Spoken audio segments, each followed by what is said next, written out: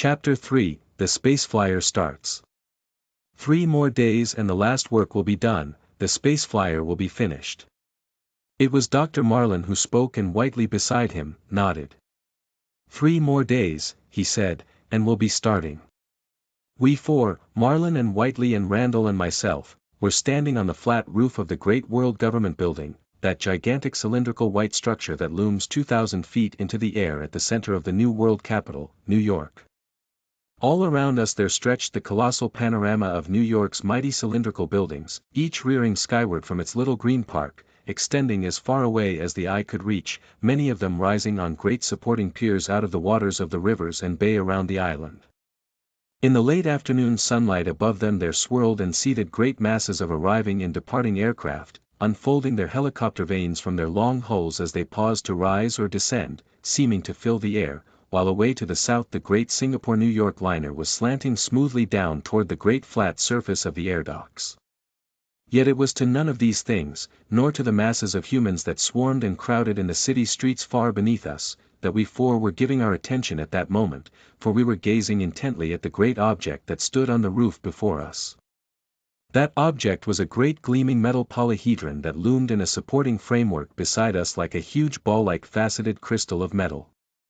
This great faceted ball of metal, though, was fully 30 feet in diameter, and here and there in the great, smooth, faceted, plane surfaces of it were set hexagonal windows of clear glass, protected by thick raised rims of metal around them. There were also set in 6 of the facets 6 round openings a foot in diameter, one of these being in the faceted ball's top, 1 in its bottom, and 4 at equidistant points around its equator. In one of the flat facet sides, also, was a screw door of a few feet diameter that now was open, giving a glimpse across a small vestibule chamber inside through a second open screw door into the great polyhedron's interior. That interior seemed crowded with gleaming mechanisms and equipment, attached to the inner side of the great metal shell. Marlin was contemplating the great thing intently as we stood there on the roof beside its supporting framework. "Finished, in 3 more days," he repeated. "Everything's ready for the last generator." "That will be done in 2 days more," said Randall, beside me. "Everything else at the World Government's laboratories has been suspended in order to get these generators ready for us." "They've worked fast to get 3 of the generators in the flyer already," Marlin acknowledged. "Especially since Whiteley here, in directing them, had only his own first crude models to work on. Lucky we are to get the generators completed and the space flyer finished in the month we estimated," I exclaimed. "If the whole world hadn't centered its energies on the space flyer's completion we'd never have done it, and even so it's been a tremendous task." It had, indeed, been a period of tense and toiling activity for Marlin and Whiteley and Randall and me, that time of 4 weeks that had elapsed since Marlin had proposed his great plan to the World Congress. In those weeks all our efforts, and all the efforts of the world too, it seemed, had been concentrated upon the building of that space flyer in which we four, first of all men, were to venture out into the great void, to flash out to Neptune in our attempt to halt the great ray that was spinning our sun ever faster to its destruction and to ours. For each day of those 4 weeks the rotatory speed of the sun had grown ever greater, its rotatory period decreasing by an exact 4 hours each day. The instruments of Dr. Whiteley, too, showed that the mighty force ray was still playing unceasingly from Neptune upon the turning sun's edge, spinning that sun ever faster. Already the terrific pressure of that great ray had lowered the sun's rotatory period to 18 days, 4 hours, and in hardly more than 100 days more, we knew, would have brought the sun's rotatory period down to that critical figure of 1 hour at which it could no longer hold together, at which it would divide into a double star and plunge Earth to doom and wreck the solar system. And with that knowledge, all the world had sought to aid in the construction of our space flyer. Dr. Marlin had directed that construction, aided by his assistant, young Randall, whom I had met for the first time and had found a sunny-haired fun-loving fellow of my own age. And it had been Dr. Marlin who, after consultation with the world's greatest engineering authorities, had chosen for the flyer the form of a great polyhedron. Such a form, it had been found, could resist pressure from within and without much better than the spherical form that had been at first suggested, and it was realized that this power of resistance would be necessary. For upon venturing out from Earth's gravitation field into gravitationless space, the very interior stresses of such a space flyer would tend to explode it unless it was braced against those stresses.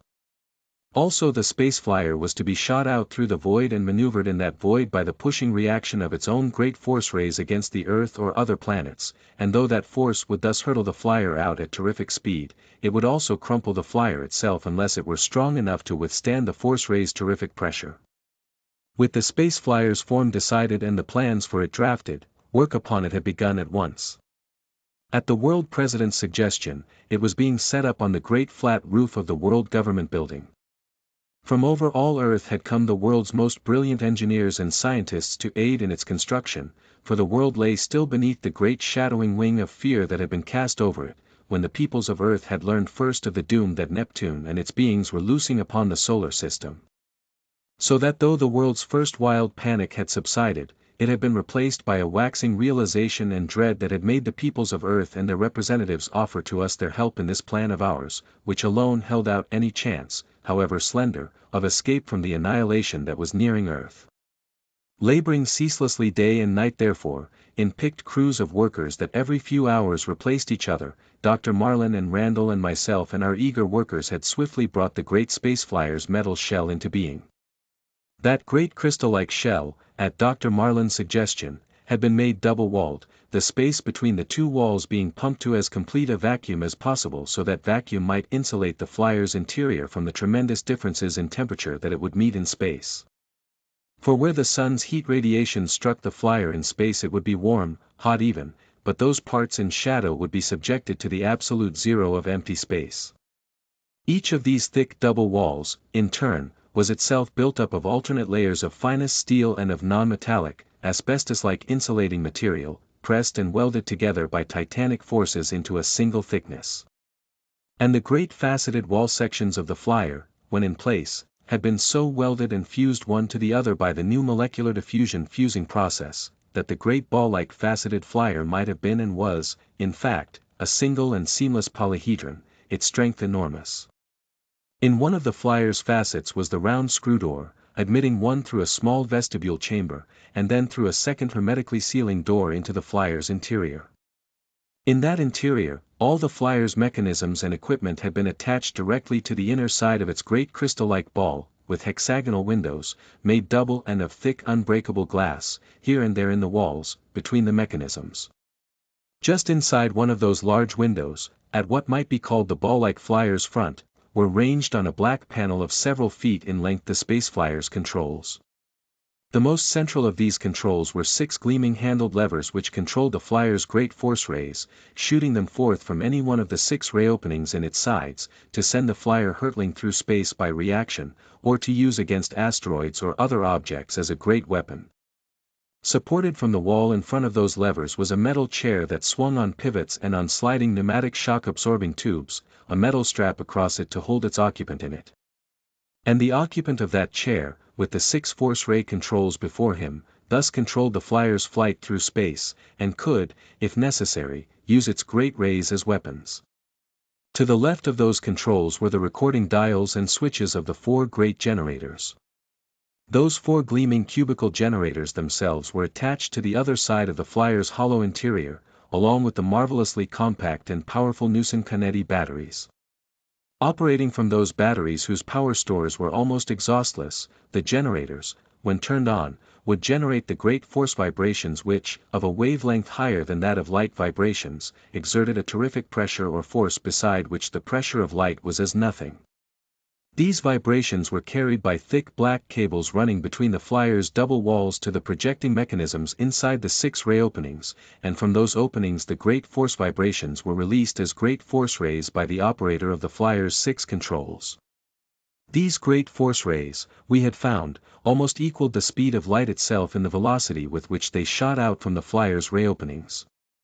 In front of the generator's recording dials and switches was suspended a metal chair like that of the control operator, while between those two was a third chair before which, on the control panel, were ranged the instruments recording the spaceflyer's conditions of flight. There was a space speed indicator, working by means of ether drift, a set of dials that accurately recorded the gravitational pull of celestial bodies in all directions, inside and outside temperature recorders, inside and outside air testers, and beside others the controls of a number of the necessary mechanisms attached at different points inside the hollow faceted ball of the Flier. Among these were the controls of the Flier's air renovator, which automatically removed the carbon dioxide from the Flier's breathed air by atomic dissociation and replaced it with oxygen from the compact tanks of compressed liquid oxygen, the controls of the heating mechanism, which beside its own heating coils was to utilize the heat of the sun on the Flier's side in space, and the control of the hooded lights set above the Flier's control panel and mechanisms. To the right of the control operator's chair, too, there was a fourth similar chair before which were ranged on the control panel a compact but extremely efficient battery of astronomical instruments. There was a 10-inch refracting telescope, its lens set directly in the big hexagonal window over the control panel, the tube of the telescope, thanks to the new re-reflecting principle, being but a score or so of inches in length. There was also a small but efficient spectroscope similarly mounted, a micrometric apparatus for accurate measurements of celestial objects, and a shielded bolometer for ascertaining the radiated heat of any celestial body. These four metal chairs, suspended there in front of the long control panel and with the big hexagonal window before and above them, were mounted all upon special shock-absorbing tubes of pneumatic design which would enable us to withstand the pressure of our Flier's acceleration upon starting, and the pressure also of its deceleration upon slowing and stopping. Seated in them, we would be able to look forth over the space Flier's controls into the void before us, and since gravitation would be lacking in the Flier, once out in space, metal straps across them would hold us in them. Here and there among the mechanisms that lined the ball-like Flier's interior, too, were hand grips by which we could float without harm among the mechanisms and equipment, while the metal bunks attached at one point to the Flier's interior were provided with metal straps to hold us in them during sleep. Ranged among the mechanisms that lined the Flier's interior were the cabinets that held our stores and special equipment. Among these were ample stores of food in thermos cans, kept hot thus and obviating all necessity of cooking, the tanks of compressed water, and the extra liquid oxygen tanks. Also attached to hooks on the walls were the 4 spacewalkers that had been constructed for us to enable us to venture outside of the Flier into airless space, if necessary. These spacewalkers were cylindrical metal structures 7 feet or more in height and 3 in diameter, tapering at the top to a smooth dome in which were small vision windows.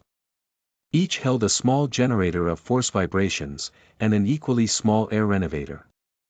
There were 2 hollow metal jointed arms that extended from the upper part, and on entering the cylinder and closing its base door one thrust his own arms inside those hollow metal ones. They ended in great pincer claws that could be actuated by one's own hands inside, while the spacewalker itself was moved through the void by its generated force vibrations being shot out from a small ray opening in the cylinder's bottom. Standing inside the hollow, ball-like polyhedron of the Flier, therefore, its mechanisms and equipment extended all about and above and beneath one, attached rigidly in every case to the Flier's inner surface. That equipment, those mechanisms, indeed, had taxed all the powers of the great world government laboratories to provide in the short time that was ours, but by a miracle of effort it had been done.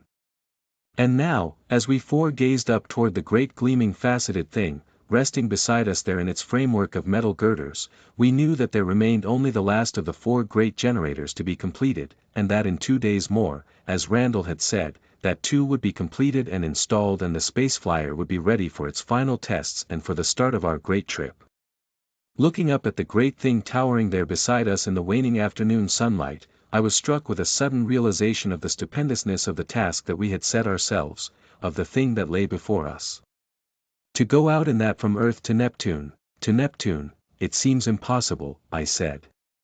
Marlin nodded, his hand on my shoulder. It seems strange enough, he assented, but to Neptune in 3 more days we're going, Hunt. For no other chance is there to save Earth from the doom marching upon it.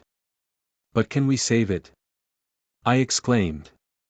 Can we 4 really hope to contend against beings who, whatever their nature, have power enough to reach across the solar system and speed our spinning sun on to its doom and ours? Marlin looked gravely at me, and at Whiteley and Randall beside me. A chance there is, must be, he said solemnly, even though little time now remains to us. And with that chance, with Earth's chance in our hands, we must strike out to the last with all our power for Earth. Those words of Marlin, I think, steadied us all in the whirling rush of activities that was ours during the last, 3 days. For in those 3 days, as the last generator approached completion and was completed and installed, we four were ceaselessly busy with the last preparations for our start. Whiteley, who had designed and was to have complete charge of the Space Flyer's great generators, was busy inspecting and testing those generators. Randall and I were familiarizing ourselves with the Flyer's controls, for we too were to alternate in controlling its flight through the void. Marlin, who would not only command our little party but would have charge of the astronomical equipment in it, and would chart our course out through the trackless gulf, was occupied beside numberless other tasks in plotting, with the assistance of some of the world's foremost astronomers, that course that we must follow now.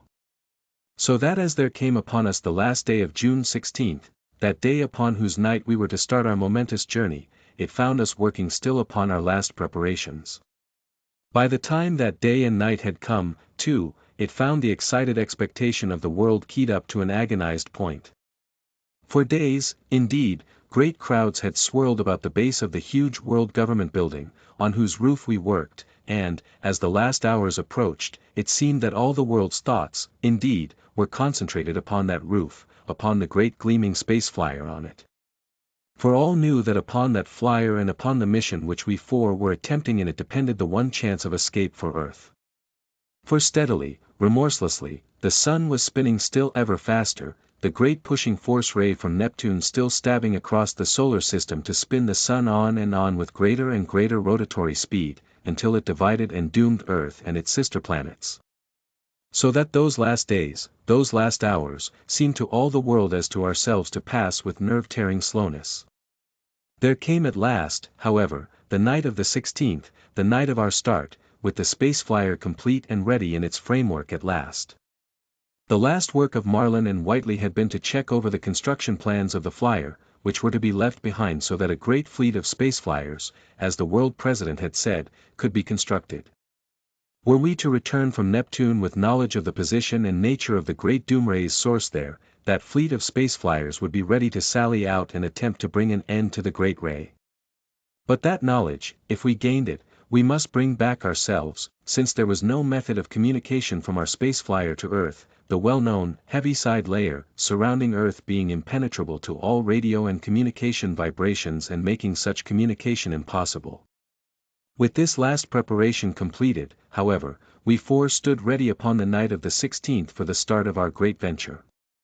It was an hour after midnight that we were to start, and it was not until some minutes past midnight that Marlin and Whiteley and Randall and I left our quarters in the World Government Building and ascended to its roof.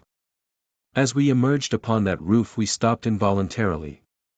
For the great roof itself and all the surrounding colossal city of New York were lit now with brilliant white suspended lights, and beneath them upon the roof and in the streets far beneath were masses upon masses of waiting men and women. Those upon the roof were the 1,200 members of the Great World Congress, assembled there to see our start out into the void on our desperate venture. At their center was a clear, roped-off space on the roof in which there towered the framework that held our great space flyer, gleaming in the brilliance of the lights about it, and just inside that clear space stood the world president, a half-dozen officials beside him. As we paused there for that moment, Marlin's face grave and intent with purpose, Whiteley coolly looking about him, and Randall and I endeavoring to conceal the excitement that pounded at our hearts, the whole scene was imprinted indelibly upon my brain. The crowds and brilliant lights about and beneath us, the great space flyer's faceted bulk looming into the darkness, the colossal buildings of the great world capital that stretched away in the darkness in all directions, a great mass of shining lights among which swirled a packed sea of humanity gazing up toward our flyer, these formed a mighty panorama about us, but in that moment we turned our gaze up from them, up toward the great constellations of summer stars that gleamed in the black skies overhead. Away in the southern skies, not high above the horizon, burned the equatorial constellations, Scorpio and Sagittarius and Capricorn, with the calm white light globule of Jupiter moving in Scorpio and the bright red dot of Mars and yellow spark of Saturn in Capricorn. But it was toward Sagittarius that we were gazing, for among that constellation stars there shone also Neptune, invisible to our unaided eyes but almost seen by us, it seemed, in that tense moment. Then we four were moving across the roof toward the looming framework that upheld the space flyer, pausing inside its clear space to face the world president. It was a moment of cosmic drama, that moment in which Earth and the silent peoples of Earth, that had gathered in millions there to watch us, were sending forth four of themselves into the trackless void for the first time, sending them forth with Earth's one chance for life in their hands. The world president, facing us, did not speak, though, did not break the thick silence that seemed to lie over all the mighty city.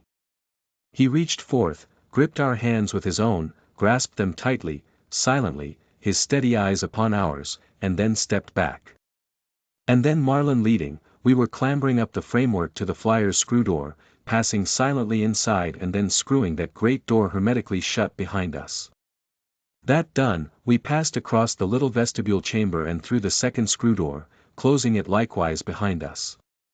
Then, clambering up to the four suspended chairs in front of the control panels, we took our places in them, Marlin in the right chair, his telescope and astronomical equipment before him, I in the next one, with the 6 controls of the space flyer's movements before me, Randall in the third chair, the recording dials and minor controls of the flyer before him, and Whiteley in the fourth or left chair, the dials and switches of the generators before him. Seated there, the constellation of Sagittarius and the other southern stars were full before us in our big window, for our space flyer was so supported in its framework that by turning on its great force ray from the lower ray opening we would be shot out by the terrific repulsive force straight toward Sagittarius, toward Neptune, slanting out tangent-wise from Earth's surface. And now Marlin was peering through the short, strange-looking tube of the telescope, was touching its focusing wheels lightly, peering again, and then turning to me. "Neptune," he said quietly. "We'll start when it reaches the center of this telescope's field of view, when the flyer is pointed directly toward it. But we can maneuver the flyer in any direction in space, could head out from Earth and then toward Neptune," Randall commented, as I applied my own eye to the telescope, and Marlin nodded. "We can, but by starting straight toward Neptune we'll use less of our generator's power." While he spoke I was gazing through the telescope, and though I had gazed upon Neptune many times before it was never with such feelings as gripped me now. Like a little pale green spot of calm light it was, floating there in the darkness of the great void, its single moon not visible to me even through the powerful telescope. Then as I straightened from the telescope's eyepiece Marlin had taken it again, gazing intently into it now, to call out to me the moment when the planet reached the center of its field of view, when our space flyer would be headed straight toward it. For it was then, as Marlin had said, that we planned to hurtle out toward the planet with all the power of our great force rays, not only reacting but pushing against Earth as light pushes. But since we must necessarily change our course once in space, to allow for Neptune's own movement among other things, we would use less power by making our first start straight toward it. Now, as we sat tensely there, I had turned, nodded to Whiteley, and he had thrown open the switches before him that controlled the great generators, their throbbing suddenly sounding behind us as they went into operation, generating the force vibrations that in a moment would be released backward from our flyer as mighty force rays. As Whiteley moved the switches, the throb of the generators died to a thin hum, then rose to a tremendous drone, and then slowly sank to a smooth throbbing beat at which he rested the switches. And now Marlin, beside me, was calling out to us the divisions of the specially designed telescope's field, as Neptune passed across them to the zero mark at which we would hurtle outward. 45, 40, 35, 30. As his steady voice sounded periodically beside me I sat as though a poised statue, my hand upon that lever among the 6 lever switches before me that would send the power of our throbbing generators stabbing out with colossal force from the flyer's ray opening behind us, that would send that flyer hurtling outward. 25, 20, 15. As the calm voice of Marlin broke the silence beside me I felt my heart racing with excitement, saw that Randall, and even Whiteley, beside me, had hunched tensely forward as the moment approached. I glanced out a moment through the flyer's windows, seeing in a blurred impression the breathless, watching crowds, the brilliant lights. 10, 5, 0. And as that last word sounded I threw open in one swift motion the lever switch in my grasp. The next instant there was a colossal roaring about us, we seemed pressed down in our chairs with titanic, crushing force, and saw crowds and lights and great buildings vanishing from about our flyer with lightning-like swiftness as a great pale ray of light, of colossal force, stabbed down and backward from the flyer's ray opening behind us. In a split second all about us was blackness and then the great roaring sound about us had ceased, marking our passage out past the limits of Earth's atmosphere. Now through the windows before and about us, as we clung there, we saw the heavens around us brilliant with the fierce light of undimmed hosts of stars, while as our great flyer reeled on at mounting speed into the great gulf, we saw behind and beneath us a great grey cloudy ball that was each moment contracting in size. Earth was receding and diminishing behind us as we flashed out through the void toward distant Neptune, to save that Earth from doom. We sat again in our chairs before the control panel, Whiteley to my left, gazing through the big window before us, soaring past the limits of Earth's atmosphere.